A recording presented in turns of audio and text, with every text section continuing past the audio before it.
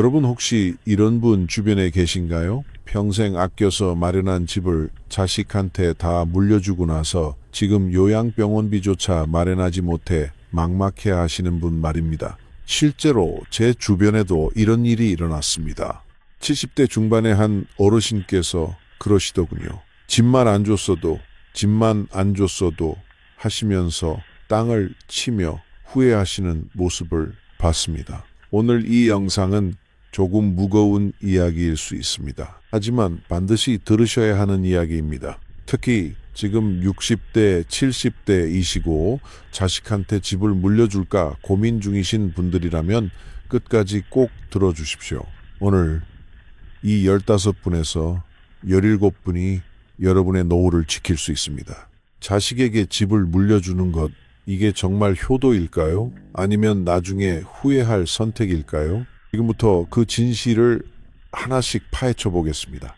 우리 세대는 참 자식 농사를 열심히 지었습니다. 내 한 끼를 거르더라도 아이들 학원비는 꼭 대주고 내 옷 하나 안 사 입더라도 아이들 옷은 새 것으로 사 입혔습니다. 그렇게 키운 자식들이 이제 어엿한 어른이 되었습니다. 결혼도 하고 아이도 낳았습니다. 그러면 부모 마음이 어떻습니까? 또 보태주고 싶은 게 부모 마음입니다. 요즘은 집값이 워낙 비싸지 않습니까? 젊은 사람들이 평생 일해도 서울에 집 한 채 마련하기 어렵다고 합니다. 뉴스를 보니까 평균 집값이 몇억 몇십억씩 한답니다. 그러니까 부모 입장에서는 이렇게 생각하는 겁니다. 내가 가진 이 집이라도 미리 물려줘야 애들이 안정적으로 살 수 있지 않을까. 이런 생각 한 번쯤은 다 해보셨을 겁니다. 그런데 말입니다. 여기서 우리가 놓치는 게 하나 있습니다. 지금은 2025년입니다. 우리가 젊었을 때와는 시대가 완전히 달라졌습니다. 옛날에는 3세대가 한 집에서 사는 게 당연했습니다. 할아버지, 할머니, 아버지, 어머니, 손주들까지 다 같이 살면서 서로 돌보고 살았습니다. 하지만 지금은 어떻습니까? 결혼한 자식들은 대부분 따로 삽니다. 멀리 사는 경우도 많습니다. 명절 때나 한 번씩 얼굴 보는 게 고작입니다. 이게 잘못됐다는 게 아닙니다. 시대가 변한 겁니다. 각자 독립적으로 사는 게 요즘 문화입니다. 그런데 우리 부모 세대는 여전히 옛날 방식으로 생각합니다. 내가 집을 주면 당연히 애들이 나를 모실 거야. 내가 아프면 당연히 애들이 돌봐줄 거야. 이렇게 생각하시는 분들이 많습니다. 하지만 현실은 그렇지 않은 경우가 너무 많습니다. 제가 아는 한 어르신 이야기를 해드리겠습니다. 이분은 서울에 40평짜리 아파트를 갖고 계셨습니다. 평생 모은 재산이 그 집 하나였습니다. 아들이 결혼을 하면서 집이 필요하다고 했습니다. 그래서 이 어르신이 생각하셨습니다. 아들이 어려운데 내가 뭘 하겠나. 어차피 나중에 다 아들 거 될 텐데 미리 주자. 그렇게 2015년에 아들 앞으로 증여를 했습니다. 처음 몇 년은 괜찮았습니다. 아들 내외가 잘해줬습니다. 명절 때마다 용돈도 드리고 생신 때 외식도 시켜드렸습니다. 그런데 한 5년쯤 지나니까 분위기가 달라지기 시작했습니다. 며느리 얼굴이 점점 굳어지는 게 느껴졌답니다. 그러던 어느 날 아들이 찾아와서는 이런 말을 했답니다.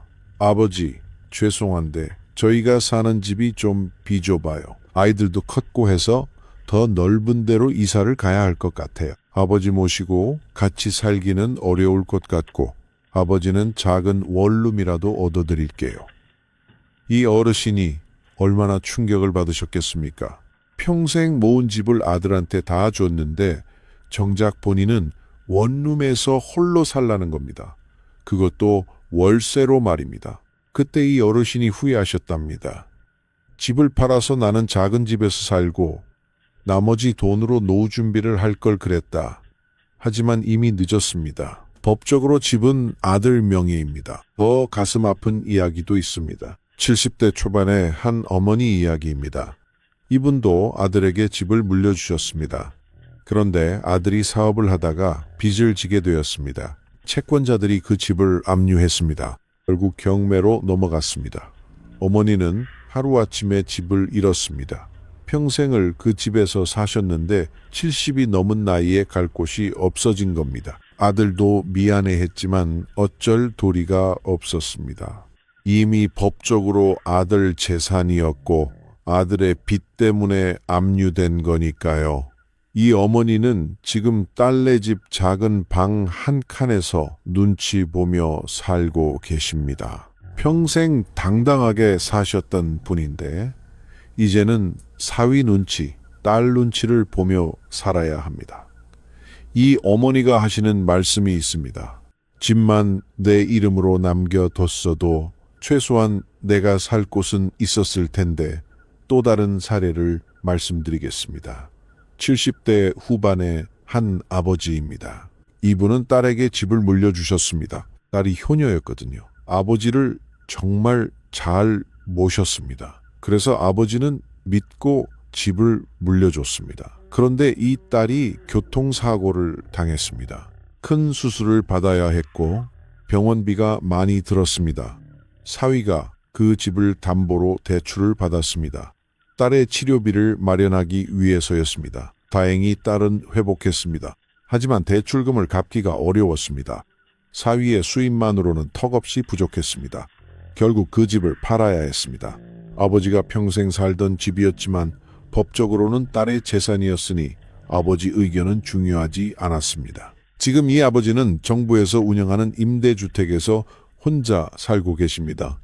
딸도 미안해하지만 어쩔 수 없었다고 합니다.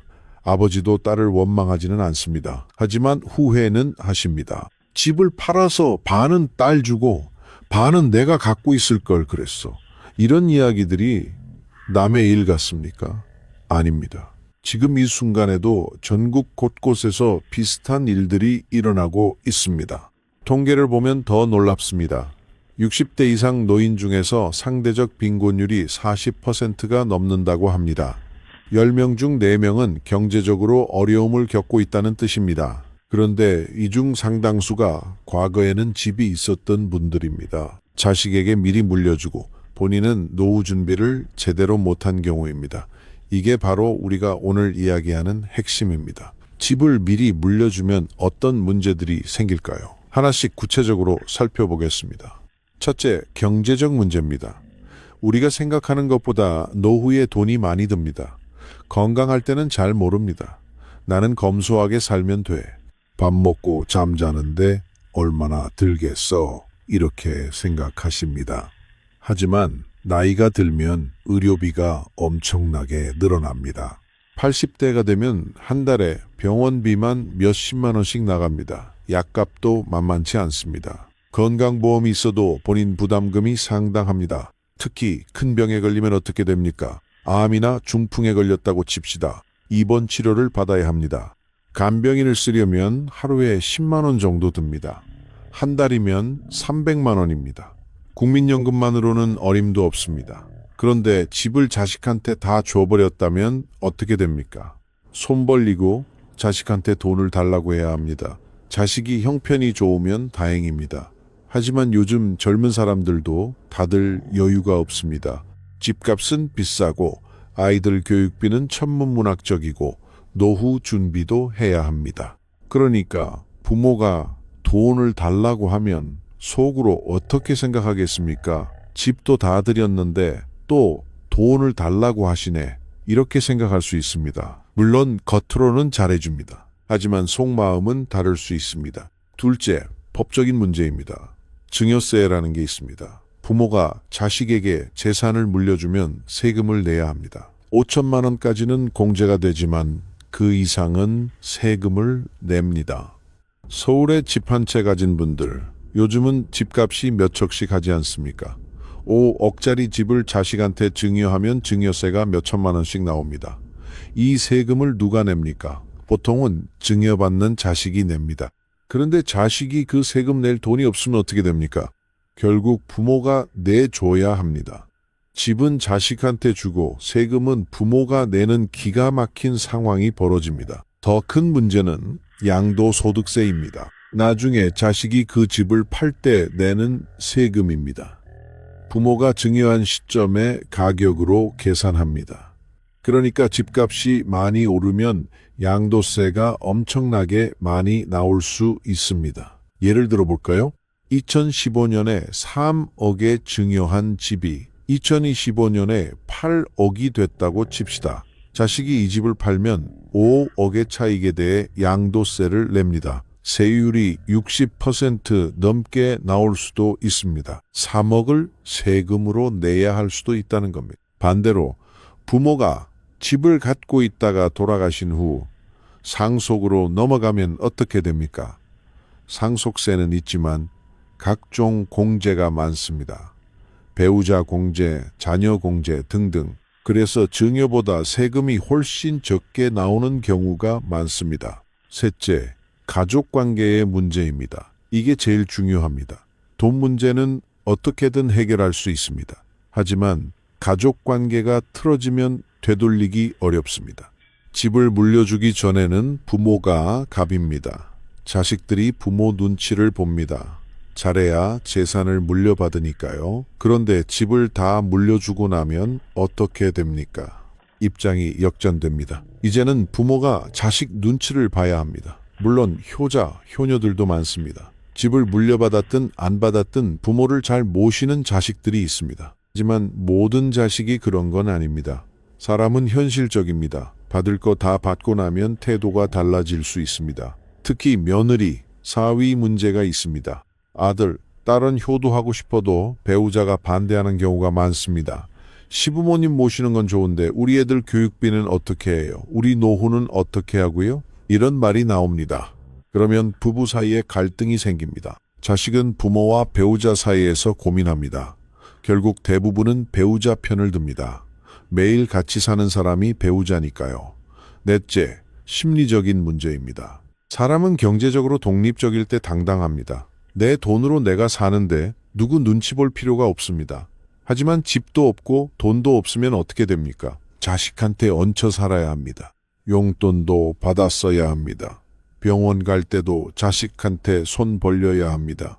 이게 얼마나 서러운지 아십니까? 평생 당당하게 사셨던 분들이 말년에 이렇게 살면 자존감이 무너집니다. 우울증에 걸리는 노인분들이 많은 이유 중 하나입니다. 어떤 어르신은 이렇게 말씀하셨습니다.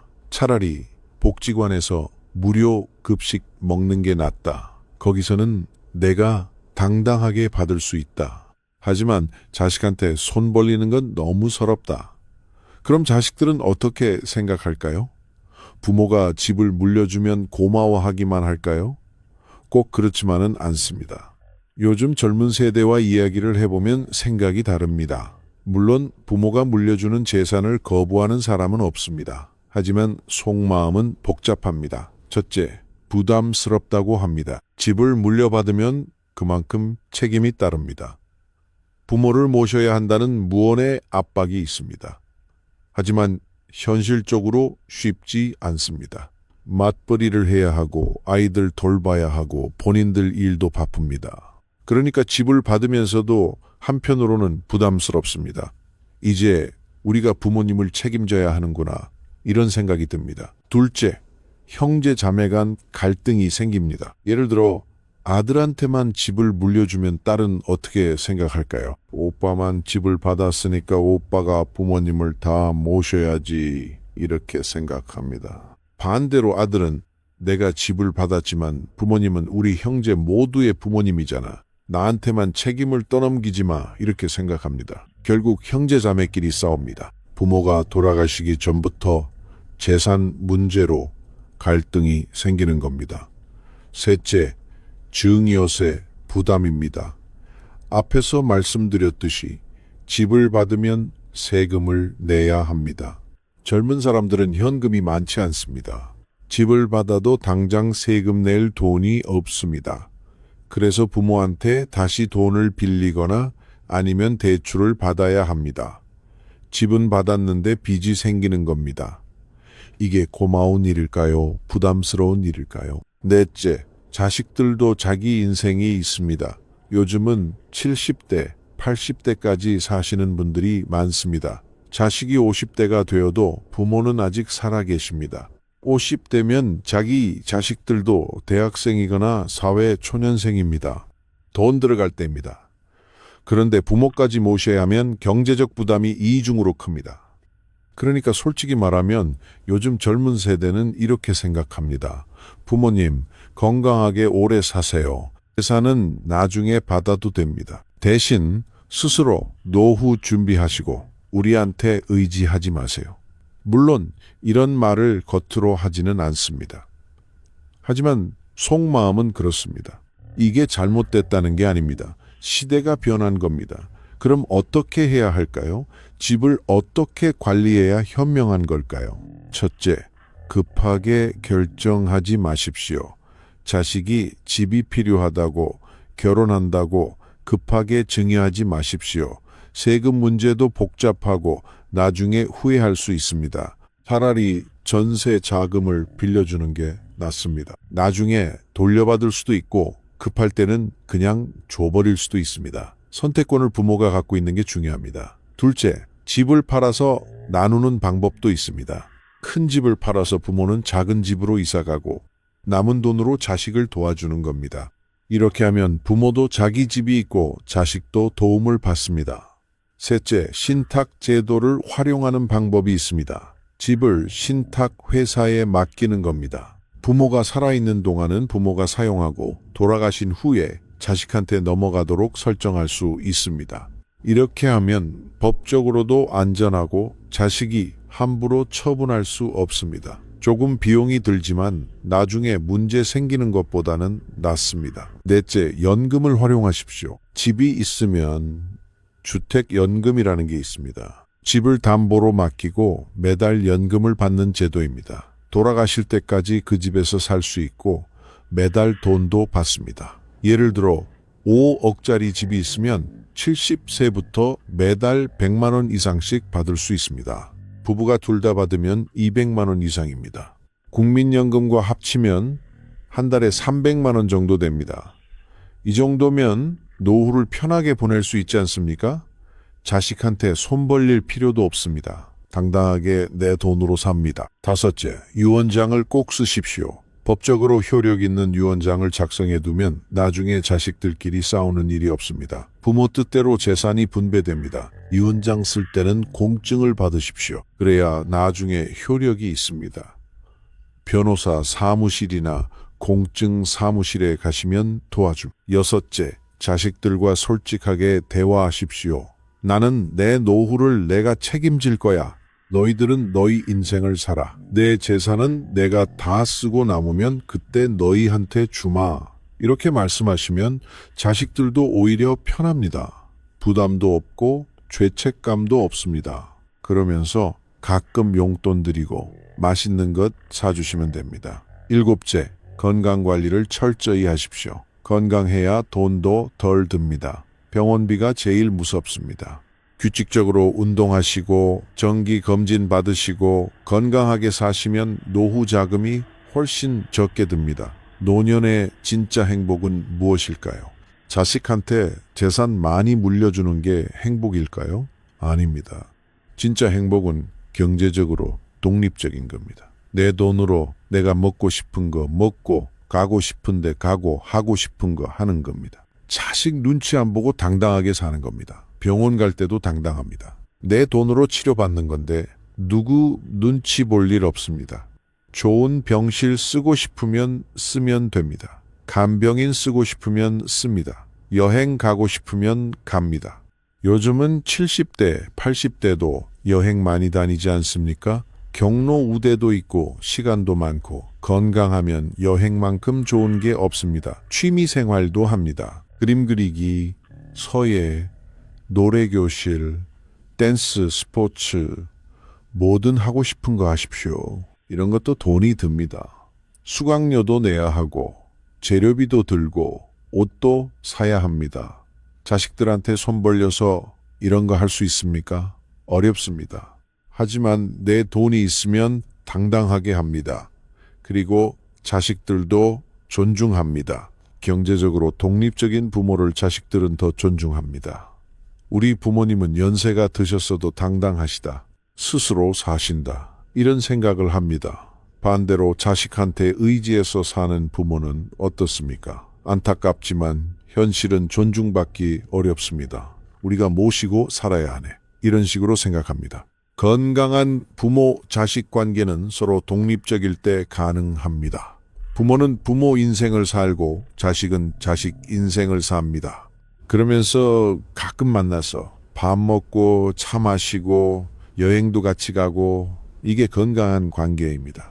부모가 자식한테 의지하거나 자식이 부모한테 의지하면 관계가 틀어집니다. 서로 독립적이어야 건강합니다. 구체적으로 오늘부터 실천할 수 있는 것들을 정리해 드리겠습니다. 첫째, 오늘 당장 가계부를 쓰십시오. 한 달에 얼마나 쓰는지 파악하십시오. 그래야 노후 자금이 얼마나 필요한지 알 수 있습니다. 둘째, 국민연금 예상 수령액을 확인하십시오. 국민연금공단 홈페이지에 들어가면 알 수 있습니다. 내가 받을 돈이 얼마인지 알아야 계획을 세울 수 있습니다. 셋째, 집이 있으면 주택연금 상담을 받아보십시오. 한국주택금융공단에 전화하면 친절하게 설명해 줍니다. 내 집으로 얼마나 받을 수 있는지 알아보십시오. 넷째, 건강검진을 받으십시오. 나이 드시면 1년에 한 번은 꼭 받으셔야 합니다. 조기에 발견하면 치료비도 적게 들고 완치율도 높습니다. 다섯째, 자식들과 대화하십시오. 재산 문제, 노후 문제, 솔직하게 이야기 나누십시오. 서로 오해 없이 지내는 게 중요합니다. 여섯째, 유언장을 작성하십시오. 공증까지 받아두면 나중에 자식들이 싸우지 않습니다. 일곱째, 지출을 줄이십시오. 꼭 필요한 것만 쓰고 아껴 쓰십시오. 그 돈이 나중에 병원비가 됩니다. 여러분, 오늘 이 영상을 끝까지 들어주셔서 감사합니다. 무거운 이야기였지만 꼭 필요한 이야기였습니다. 자식 사랑은 당연합니다. 물려줄 게 있으면 물려주고 싶은 게 부모 마음입니다. 하지만 현명하게 물려주어야 합니다. 급하게 결정하지 마시고 신중하게 생각하십시오. 무엇보다 여러분 자신을 먼저 챙기십시오. 여러분이 경제적으로 안정되고 건강해야 자식들도 편합니다. 당당한 부모가 존경받는 부모입니다. 집은 나중에 물려줘도 늦지 않습니다. 하지만 여러분의 노후는 지금 준비하지 않으면 늦습니다. 오늘부터라도 계획을 세우십시오. 건강하게 오래 사시고 당당하게 사시고 행복하게 사십시오. 그게 자식들한테도 제일 큰 선물입니다. 다음 영상에서는 주택연금에 대해 더 자세히 알려드리겠습니다. 어떻게 신청하는지, 얼마나 받을 수 있는지, 장단점은 무엇인지 구체적으로 설명해 드리겠습니다. 오늘도 건강하시고 행복하세요. 감사합니다. 새벽 6시. 알람이 울리지 않았는데도 72세 김 씨는 눈을 뜹니다. 나이가 들면 잠이 없어진다고 하죠. 김 씨도 마찬가지입니다. 새벽 4시쯤 깨서 두어 시간 뒤척이다가 6시가 되면 그냥 일어납니다. 침대에서 일어나기 전 김 씨가 제일 먼저 하는 일이 있습니다. 바로 핸드폰으로 통장 잔고를 확인하는 겁니다. 오늘 잔액은 12만 3천 원. 연금 타는 날이 25일인데 오늘이 20일이니까 앞으로 닷새 남았습니다. 닷새를 12만 원으로 버텨야 하는구나. 김 씨는 계산기를 두드립니다. 하루에 2만 4천 원. 그런데 내일 전기요금 4만 원이 빠져나갑니다. 그럼 남는 돈이 8만 3천 원. 나흘을 8만 3천 원으로 하루에 약 2만 원. 오늘 하루도 2만 원 안에서 살아야 해. 김 씨의 하루는 이렇게 계산으로 시작됩니다. 여러분, 안녕하세요. 오늘은 조금 특별한 영상을 준비했습니다. 바로 국민연금만으로 사는 70대 어르신의 하루를 시간대별로 따라가 보는 겁니다. 김 씨는 한 달에 60만 원의 국민연금을 받습니다. 이게 전부입니다. 다른 수입은 없습니다. 저축도 거의 바닥났습니다. 오로지 이 60만 원으로 한 달을 살아야 합니다. 월 60만 원. 하루로 계산하면 2만 원입니다. 여러분은 하루 2만 원으로 살 수 있습니까? 오늘 이 영상을 통해 그게 어떤 삶인지 적나라하게 보여드리겠습니다. 자, 그럼 김 씨의 하루 속으로 들어가 보겠습니다. 오전 7시. 김 씨는 화장실에 다녀온 후 부엌으로 향합니다. 아침 식사 준비입니다. 냉장고를 엽니다. 안에 있는 것 계란 5개, 김치, 된장, 그리고 어제 남은 밥 한 공기. 김 씨는 계란 1개를 꺼냅니다. 후라이를 합니다. 기름은 최소한만 두릅니다. 기름도 돈이니까요. 계란 후라이 1개, 김치 조금, 그리고 된장국. 이게 김씨의 아침 식사입니다. 계란 1개 가격이 약 300원. 김치와 된장, 밥까지 합치면 대략 1,500원 정도 됩니다. 아침으로 1,500원. 점심 저녁까지 생각하면 오늘 식비는 5,000원 안에 맞춰야 해. 식사를 하면서 김씨는 텔레비전을 켭니다. 아침 뉴스입니다. 혼자 먹는 밥이 너무 외로워서 텔레비전 소리라도 들으며 먹는 겁니다. 뉴스에서는 물가 상승 이야기가 나옵니다. 계란값이 또 올랐다고 합니다. 계란도 이제 못 먹겠네. 김씨는 한숨을 쉽니다. 식사를 마치고 가장 중요한 일이 남았습니다. 바로 약 먹기입니다. 김씨는 고혈압과 당뇨가 있습니다. 매일 아침 약을 먹어야 합니다. 약통을 엽니다. 혈압약 한 알, 당뇨약 한 알. 그런데 김씨는 이 약을 반으로 쪼갭니다. 왜일까요? 약값을 아끼기 위해서입니다. 의사 선생님은 하루 2번 먹으라고 했지만 김씨는 하루 1번만 먹습니다. 그것도 반 알씩. 이렇게 하면 한 달치 약을 2달 쓸 수 있어요. 약값이 한 달에 5만 원인데 이렇게 하면 2만 5천 원으로 줄일 수 있거든요. 김씨의 말입니다. 의사 선생님이 알면 뭐라고 할까요? 하지만 김씨에게는 선택의 여지가 없습니다. 약을 제대로 먹자니 돈이 없고 안 먹자니 건강이 나빠지고 결국 중간을 택한 겁니다. 과거를 떠올립니다. 10년 전만 해도 아침 식탁이 풍성했습니다. 된장찌개에 생선구이, 나물 반찬 서너 가지. 아내가 차려준 밥상이었습니다. 그런데 아내는 5년 전에 세상을 떠났고 지금은 혼자입니다. 예전엔 아침상이 그렇게 푸짐했는데 이제는 계란 후라이 하나가 전부네. 김씨는 쓸쓸히 웃습니다. 여러분께 질문 하나 드리겠습니다. 하루 식비 5,000원으로 살 수 있습니까? 아침 1,500원, 점심 2,000원, 저녁 1,500원. 이게 가능할까요? 김씨에게는 이게 현실입니다. 오전 9시. 오늘은 병원 가는 날입니다.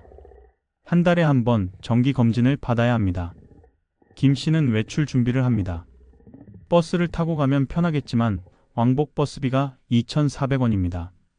아깝습니다. 그래서 김씨는 걸어갑니다. 편도 40분, 왕복 80분을 걷는 겁니다. 72세 노인이 80분을 걷는 게 쉬운 일일까요? 하지만 2,400원을 아끼기 위해서는 어쩔 수 없습니다. 걷는 게 건강에도 좋다고 생각하면 돼요. 버스비 아끼고 운동도 되고. 김씨는 스스로를 위로합니다. 병원에 도착한 시간은 10시. 이미 대기실에는 사람들이 가득합니다. 대부분 김씨와 비슷한 나이의 노인들입니다. 번호표를 뽑습니다. 52번. 지금 진료 중인 번호가 23번. 약 30명을 기다려야 합니다. 김씨는 대기실 의자에 앉습니다. 그리고 기다립니다. 1시간, 2시간, 3시간. 70대 노인들에게 병원 대기실은 일종의 사교 장소이기도 합니다. 옆 사람과 이야기를 나눕니다. 어디가 안 좋으세요? 저는 혈압이랑 당뇨요. 어르신은요? 저는 무릎이요. 인공관절 해야 하는데 돈이 없어서 못하고 있어요. 이런 대화가 오갑니다. 병원 이야기, 약값 이야기, 자식 이야기.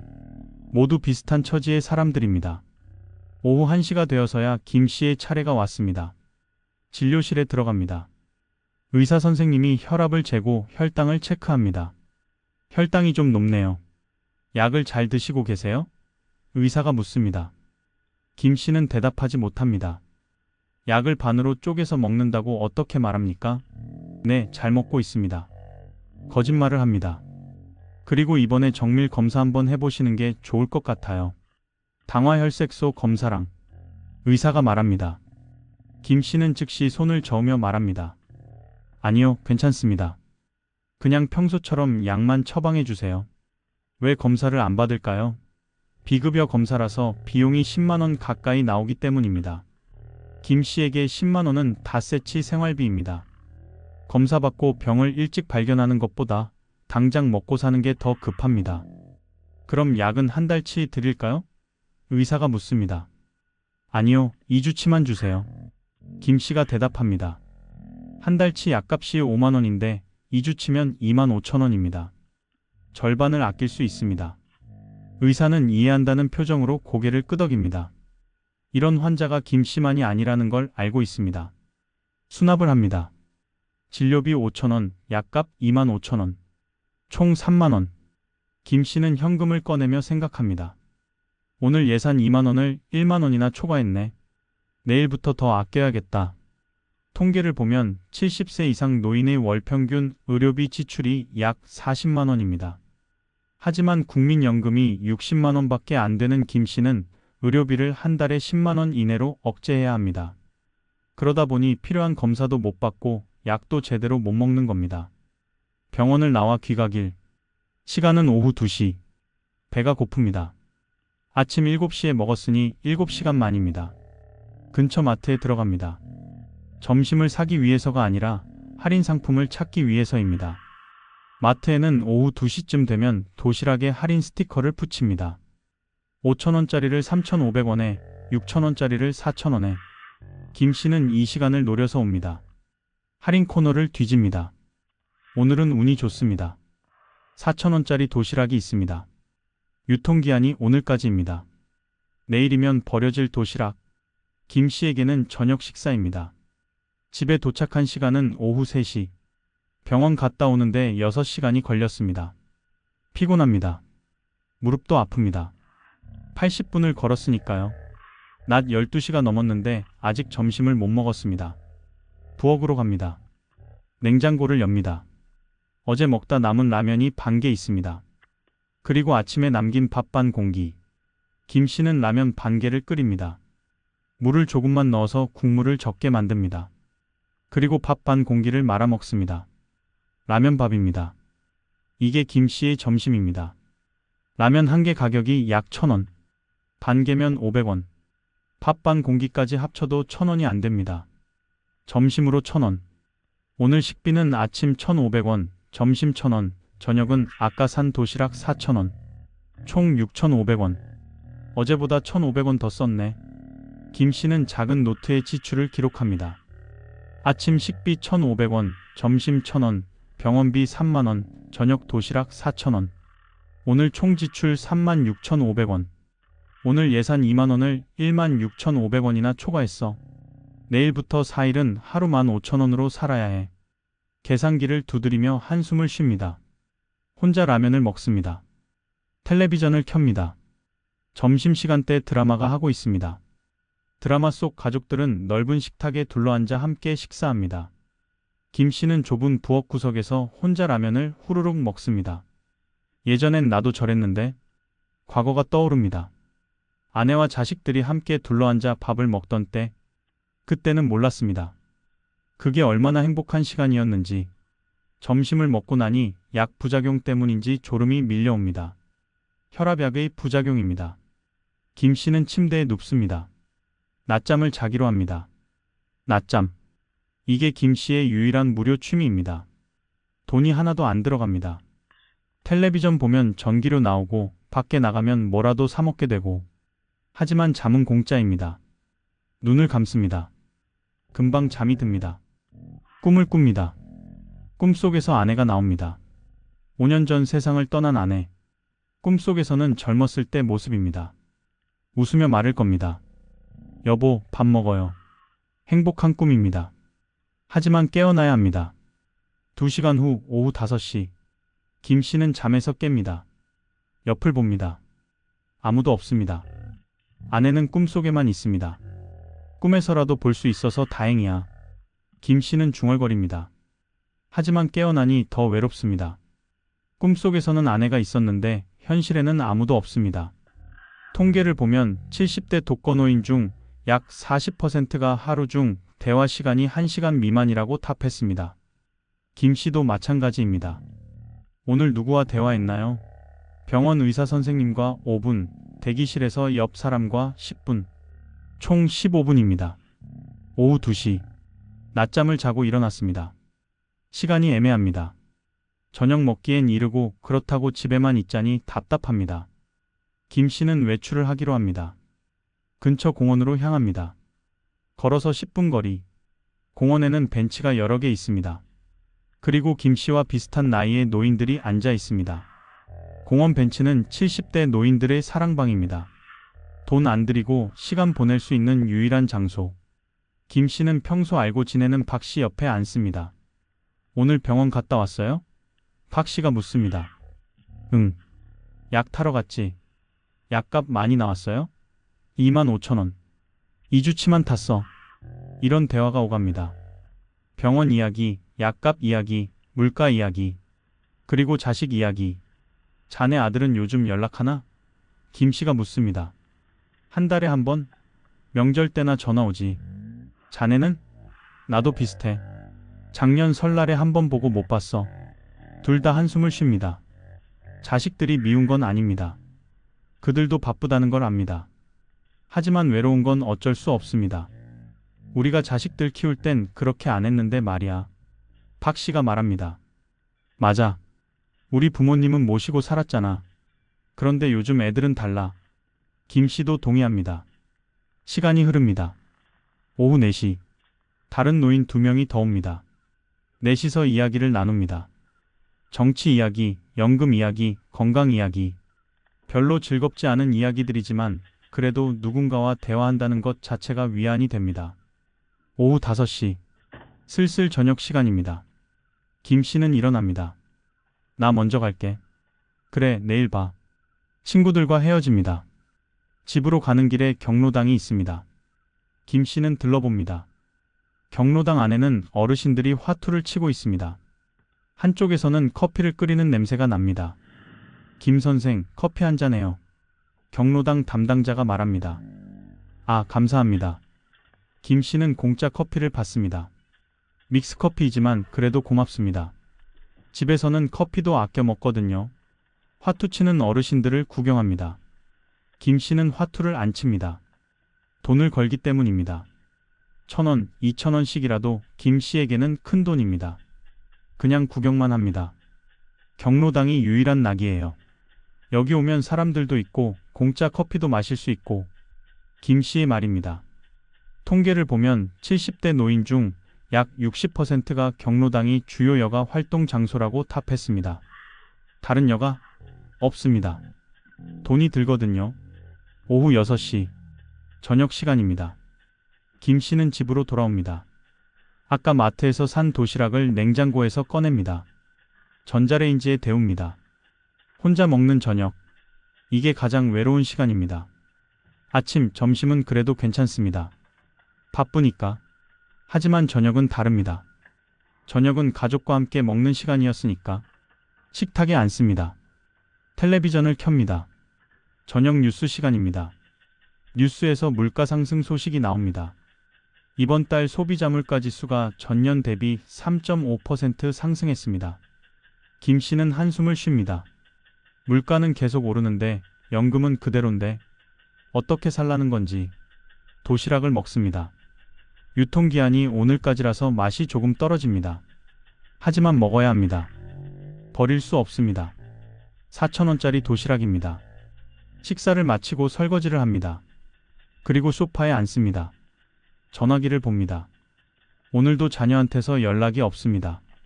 큰아들은 서울에서 회사 다니고 딸은 부산에서 살고 있습니다. 전화하고 싶습니다. 하지만 참습니다. 괜히 전화했다가 폐 끼치는 것 같아서. 애들도 바쁠 텐데. 김 씨는 스스로를 다독입니다. 통계를 보면 70대 부모 중 약 60%가 자녀에게 먼저 연락하기 부담스럽다고 답했습니다. 왜일까요? 폐 끼칠까봐, 돈 달라고 할까봐, 오해받을까봐, 자식들이 나를 짐으로 생각하는 것 같아. 김 씨는 쓸쓸히 웃습니다. 과거를 떠올립니다. 10년 전, 20년 전. 저녁이면 온 가족이 식탁에 둘러앉았습니다. 아내가 차린 저녁상. 아들, 딸이 학교 이야기를 했습니다. 웃음소리가 가득했습니다. 지금은 텅 빈 식탁, 혼자 먹는 도시락, 아무 소리도 없는 집, 텔레비전 소리만 덩그러니. 그때는 몰랐어. 그게 얼마나 행복한 시간이었는지. 눈시울이 붉어집니다. 저녁 8시. 김 씨는 노트를 꺼냅니다. 가계부입니다. 오늘 하루 지출을 정리합니다.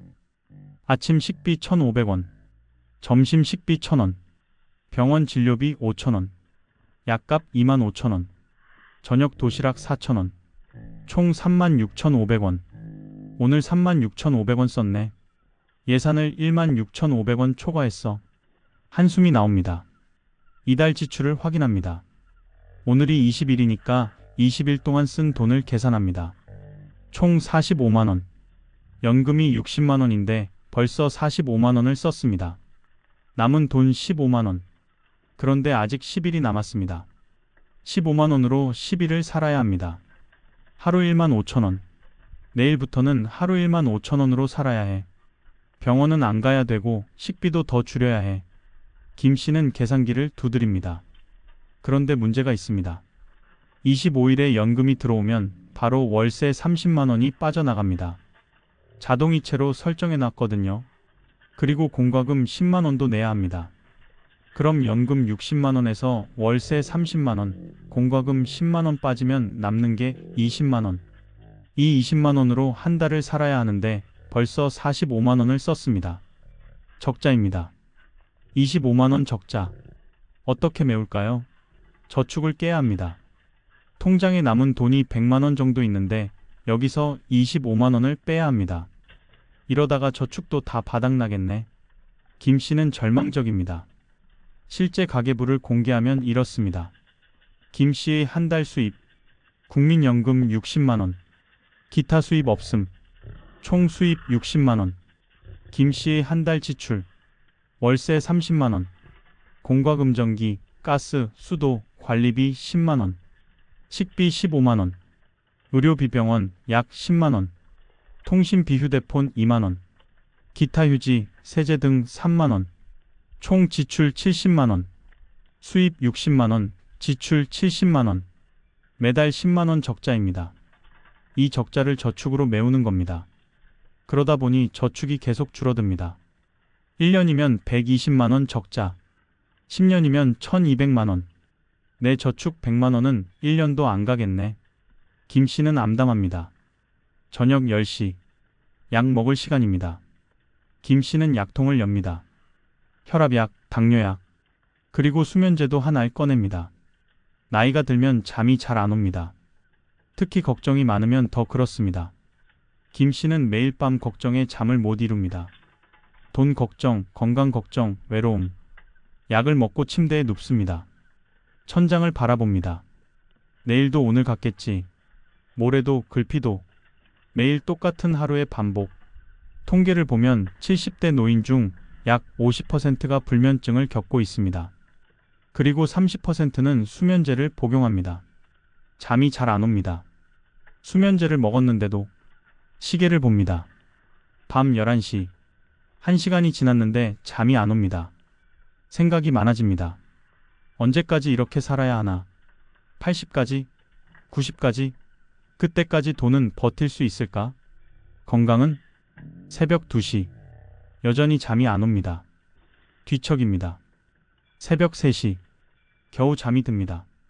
그리고 새벽 6시. 또 눈이 떠집니다. 새로운 하루가 시작됩니다. 어제와 똑같은 하루. 내일도 똑같을 하루. 특별한 날이 있습니다.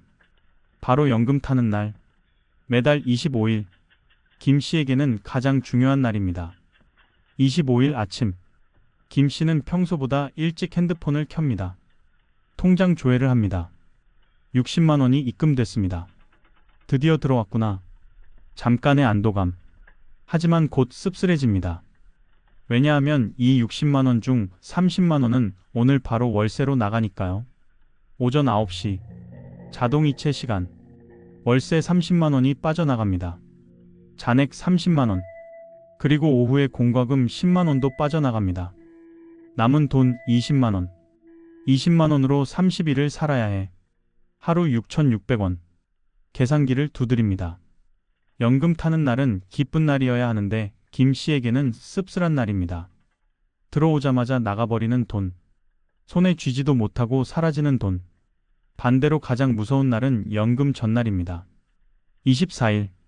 이날이 되면 통장에 돈이 거의 없습니다. 작년 3월 24일. 김 씨의 통장 잔고는 10,000원이었습니다. 하루를 10,000원으로 버텨야 했습니다. 아침, 점심, 저녁 10,000원으로. 결국 김 씨는 그날 저녁을 굶었습니다. 아침에 라면 먹고 점심은 경로당에서 공짜 김밥 하나 얻어먹고 저녁은 굶었습니다. 하루만 더 버티면 연금이 들어온다. 하루만. 스스로에게 말하며 버텼습니다. 비슷한 경험을 한 노인이 김 씨만이 아닙니다. 실제로 한 통계에 따르면 국민연금 수령자 중 약 20%가 연금일 전에 생활비가 부족해 어려움을 겪은 적이 있다고 답했습니다. 연금에 의존해서 사는 삶. 이게 얼마나 불안한 삶인지 아십니까? 한 달에 한 번, 25일만 기다리며 사는 삶. 그 전날까지 버티는 게 목표인 삶. 연금 타는 날만 기다리며 산다는 말이 있습니다. 바로 김 씨의 이야기입니다. 자, 여기까지가 국민연금만으로 사는 72세 김 씨의 하루입니다. 새벽 6시부터 밤 12시까지 24시간 하루 2만 원으로 사는 삶. 계란 한 개가 아침이고 라면 반 개가 점심이고 할인 도시락이 저녁인 삶. 병원비 아끼려고 약을 반으로 쪼개 먹는 삶. 버스비 아끼려고 80분을 걷는 삶. 혼자 밥 먹고 혼자 잠들고 아무도 찾지 않는 삶. 자녀한테 전화하고 싶어도 폐 끼칠까봐 참는 삶. 연금 타는 날만 기다리며 그 전날까지 버티는 게 목표인 삶. 이게 김 씨만의 이야기일까요? 아닙니다. 지금 이 순간에도 대한민국 수백만 명의 70대 어르신들이 이런 삶을 살고 있습니다. 국민연금 평균 수령액 60만 원. 이 돈으로 한 달을 산다는 것. 가능은 합니다. 김 씨가 하고 있으니까요. 하지만 그게 인간다운 삶일까요? 계란 후라이 하나가 사치인 삶. 커피 한 잔 마시려면 경로당에 가야 하는 삶. 필요한 검사도 못 받고 약도 제대로 못 먹는 삶. 이게 40년을 일하고 받는 대가입니까? 여러분께 말씀드립니다. 국민연금만으로는 못 삽니다. 아니, 살기는 살 수 있습니다. 하지만 그건 생존이지 삶이 아닙니다. 지금 50대, 60대이신 분들, 국민연금만 믿지 마세요. 반드시 추가 수입원을 만들어야 합니다. 개인연금, 주택연금, 임대수입, 부업, 뭐든 좋습니다. 국민연금 외에 최소한 월 100만 원은 더 있어야 합니다. 그래야 최소한 인간다운 삶을 살 수 있습니다. 계란 후라이 하나 먹는데 고민하지 않고, 아플 때 병원 가는데 망설이지 않고, 자녀한테 전화하는데 눈치 보지 않는 삶. 오늘 이 영상이 여러분께 경각심이 되었으면 좋겠습니다. 김 씨의 하루가 남의 일이 아니라 준비 없이는 당신의 미래가 될 수 있다는 것. 다음 영상에서는 국민연금 외에 추가 수입을 만드는 구체적인 방법들을 알려드리겠습니다. 개인연금, 주택연금, 60대에 할 수 있는 부업, 자산관리 방법 등. 여러분 모두 김 씨처럼 되지 마시고 준비된 노후를 맞이하시길 바랍니다. 하루 2만 원이 아니라 하루 5만 원, 10만 원으로 여유롭게 사는 70대가 되시길 바랍니다. 감사합니다.